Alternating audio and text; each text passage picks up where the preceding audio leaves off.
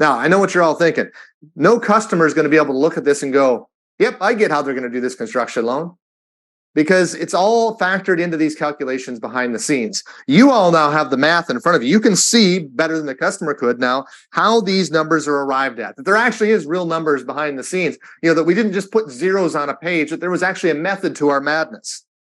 The problem is it is really a lack of transparency between the product and the customer because of the square peg round hole mentality that comes with TRID disclosures and the construction lending process that is multiple advanced closed-end loans. Again, the closing disclosure will be a bit more transparent when we get there a little bit later on in the program.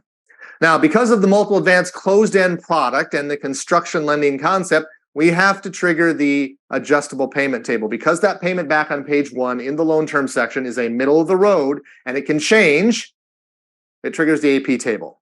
Now, the adjustable payment triggering mentality here, what it is the interest-only payments that are changing based on the amount that's outstanding at any given point during the term of the loan. So, are there interest-only payments? Yes. There are 5 of them. Why not 6? Because that last one is interest only plus principal, right?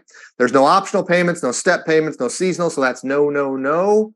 Then we get into the amounts. Well, the first change, when could that occur? At the first payment. Okay, subsequent changes, every payment. Why? Because it just depends on when money is going to be advanced and how much. And then the maximum payment. In theory, as soon as we close, okay, they could theoretically advance the entire term of the loan that same first month. And so we could achieve a max payment the first month. And that max payment is based on that calculation we did earlier, right? The $417.